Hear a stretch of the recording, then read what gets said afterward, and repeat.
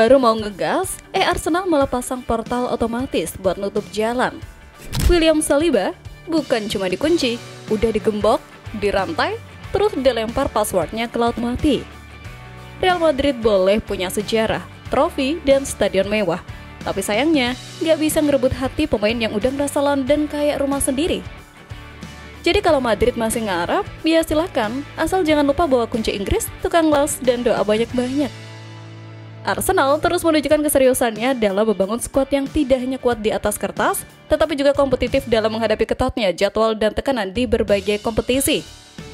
Salah satu langkah signifikan yang baru-baru ini diambil adalah dengan memperpanjang masa tinggal bek andalan mereka, William Saliba, melalui kontrak baru berdurasi 5 tahun yang akan mengikatnya di Emirates Stadium hingga tahun 2027. Kesepakatan ini tak hanya memastikan Saliba tetap menjadi andalan lini belakang Arsenal, tetapi juga menjadi sinyal tegas kepada klub-klub besar Eropa, khususnya Real Madrid yang sebelumnya dikabarkan tengah mengincar sang pemain. The Athletic melaporkan pada Kamis kemarin bahwa penandatanganan kontrak dijadwalkan dalam beberapa hari ke depan. Pembicaraan mengenai kontrak Saliba sebenarnya telah dimulai sejak Mei lalu, menandakan betapa seriusnya Arsenal dalam menjaga fondasi tim mereka. Saliba, yang kini berusia 24 tahun, sempat menarik perhatian media dan klub-klub besar Eropa. Namun, pada Maret lalu ia menyampaikan bahwa dirinya merasa nyaman di London dan memiliki ambisi besar untuk mengangkat trofi bersama The Gunners. Ia menambahkan bahwa komunikasi antara pihak agennya dan Arsenal berjalan dengan positif, walau saat itu belum ada yang pasti. Sejak didatangkan dari Saint Etienne pada 2019, Saliba sempat menjalani masa peminjaman di klub Prancis seperti Nice dan Marseille, sebelum akhirnya kembali ke Arsenal dan menjelma menjadi bek tangguh. Dalam 2 musim terakhir, yang menjadi pilar utama pertahanan Arsenal, tampil sebanyak 51 kali musim lalu dan membantu Arsenal finish di posisi kedua Liga Inggris serta mencapai semifinal Liga Champions. Kontrak baru Saliba melengkapi deretan pemain penting Arsenal yang telah memperbarui komitmen mereka kepada klub. Sebelumnya, Gabriel Magalhaes, duetnya di jantung pertahanan, lebih dulu menandatangani kontrak baru pada Juni lalu. Selain itu, nama-nama seperti Leandro Trossard, serta 2 pemain akademi berbakat Ethan Nwaneri dan Lewis Kelly juga telah memperpanjang masa tinggal mereka di London Utara. Semua ini menjadi bagian dari strategi Arsenal untuk membangun stabilitas dan kontinuitas di tengah persaingan yang semakin keras, baik di level domestik maupun Eropa. Konsistensi ini sejalan dengan keberhasilan mereka di ajang Carabao Cup, di mana Arsenal menunjukkan bahwa mereka tidak hanya memiliki pemain inti yang solid, tetapi juga skuad cadangan yang mumpuni. Kemenangan atas Port Vale kemarin menjadi bukti nyata. Dalam pertandingan tersebut, pelatih Mikel Arteta melakukan 9 pergantian pemain dari susunan utama. Meski begitu, permainan Arsenal tetap stabil dan meyakinkan. Pertandingan itu juga menjadi ajang pembuktian bagi pemain anyar, Eze, yang berhasil mencetak gol pertamanya untuk Arsenal.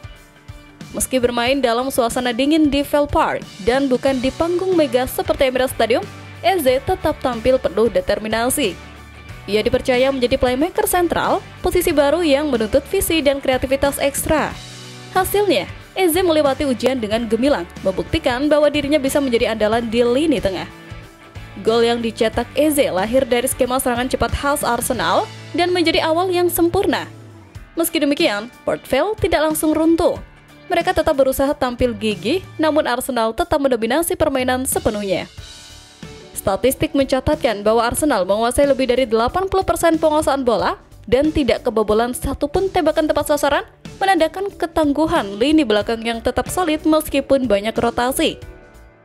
Kemenangan ini juga menjadi pembuktian awal bahwa investasi besar Arsenal di bursa transfer musim panas mulai memberikan hasil.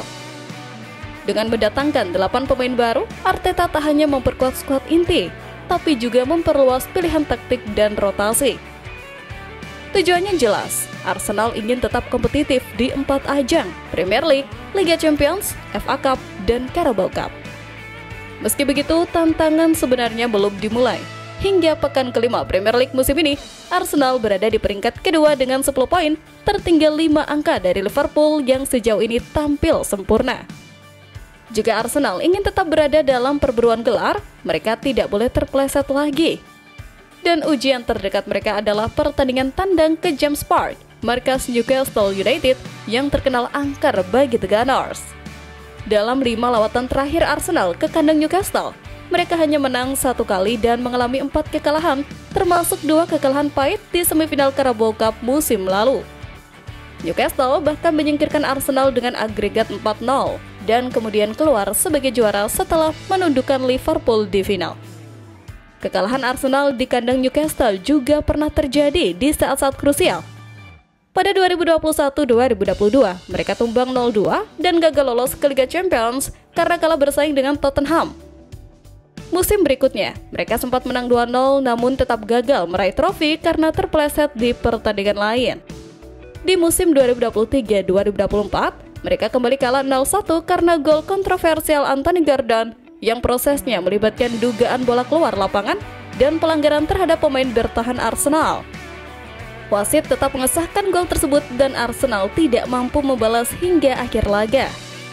Musim lalu 2024-2025, Arsenal kembali keok 2 kali di James Park, termasuk dalam IPL dan semifinal Carabao Cup. Kemenangan 1-0 Newcastle lewat sundulan Alexander Isak menjadi sorotan karena Arsenal datang dengan skuad kuat namun tetap gagal mencetak gol.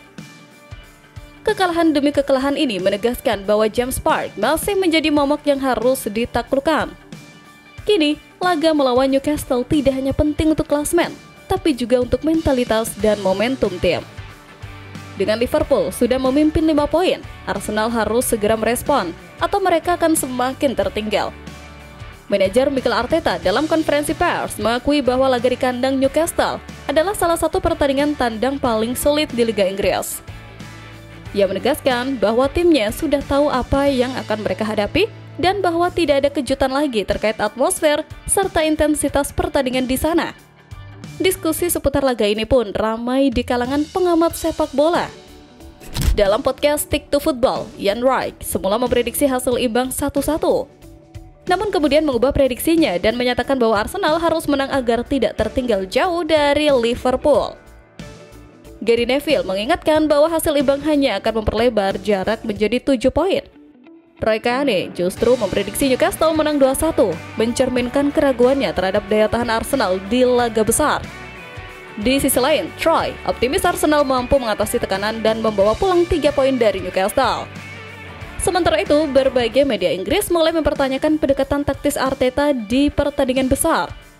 Ia dinilai masih terlalu konservatif dalam pengambilan keputusan, terutama saat menghadapi tim besar di laga tandang. Oleh karena itu, laga melawan Newcastle bisa menjadi momen pembuktian bagi Arteta. Apakah ia sudah belajar dari kesalahan-kesalahan musim sebelumnya?